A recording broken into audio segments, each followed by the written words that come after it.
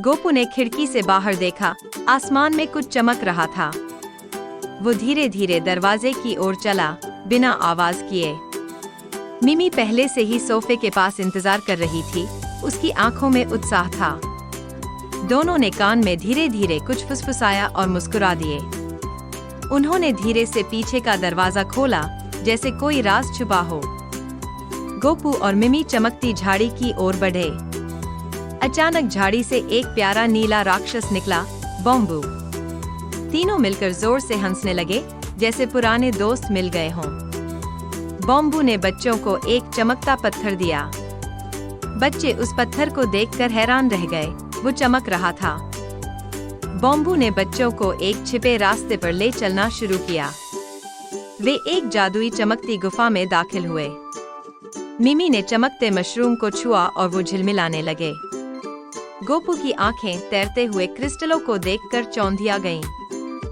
Bamboo ने दीवार पर बना नक्शा दिखाया, एक रहस्य का रास्ता। बॉम्बू ने दीवार पर एक पत्थर दबाया और दरवाजा खुल गया। तीनों सुरंग में घुस गए, जहां अंधेरा और रहस्य दोनों थे। एक चमकता पुल हवा में तैर रहा था। गोपू का पैर फिसला और वह गिरने ही वाला था। बॉम्बू ने फुर्ती से उसे पकड़ लिया। वे हवा में तैरते एक द्वीप पर पहुंचे। बॉम्बू ने एक पेड़ में फंसी हुई जादुई घड़ी की ओर इशारा किया।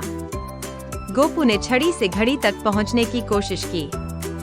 मिमी ने खुशी से कूदते हुए ताली बजाई, घड़ी चमक उठी। बॉम्बू मुस्कुराया, जैसे उसने बच्चों की परीक्षा ली हो। तीनों जादुई घड़ी लेकर वापस सुरंग में लौटे। बॉम्बू ने घड़ी को उल्टा घुमाया और समय का भंवर खुल गया। गोपू और मिमी उस भंवर में तैरते हुए समय में गुम हो गए। वे अचानक अपने ही घर में आ गिरे। गोपू की घड़ी में ठीक 12 बज रहे थे। बॉम्बू ने बच्चों को अलविदा कहा। मिमी ने उसे कसकर गले लगाया। गोपू ने मुस्कुराकर सैल्यूट मारा। बॉम्बू हंसता हुआ झाड़ी में कूद गया। झाड़ी चमकते हुए गायब हो गई और बच्चे देखते रह गए। बच्चे धीरे धीरे घर में वापस घुसे। वे अपने कमरे में बिना आवाज किए पहुंचे। मिमी ने जादुई पत्थर को चुपचाप दराज में छुपा दिया। गोपू ने जम्हाई लेते हुए अपने बिस्तर में घुस गया। मिमी मुस्कुराते हुए चादर में सिमट गई। गोपू ने सपना देखा कि बॉम्बू उड़ रहा है। मिमी के सपने में चमकती घड़ी नाच रही थी। दोनों मुस्कुराते हुए गहरी नींद में थे। चांदनी कमरे में शांति से फैल रही थी। खिड़की के बाहर तारे झिलमिला रहे थे। गोपू ने आंखें खोलते हुए अंगड़ाई ली। मिमी ने आंखें मली और जम्हाई ली। दोनों ने उत्सुकता से दराज की ओर देखा। दराज खुला, लेकिन जादुई पत्थर गायब था। खिड़की से बाहर एक चमकती लकीर उड़ती हुई दिखाई दी।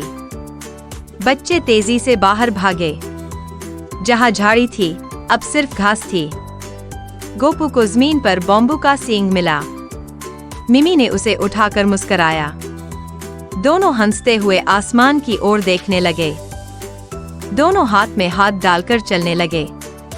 उन्होंने आसमान की ओर देखकर हाथ हिलाया। गोपू ने सींग को मिडनाइट सीक्रेट नाम की डिब्बी में रखा। मिमी ने बॉम्बू की प्यारी सी तस्वीर बनाई।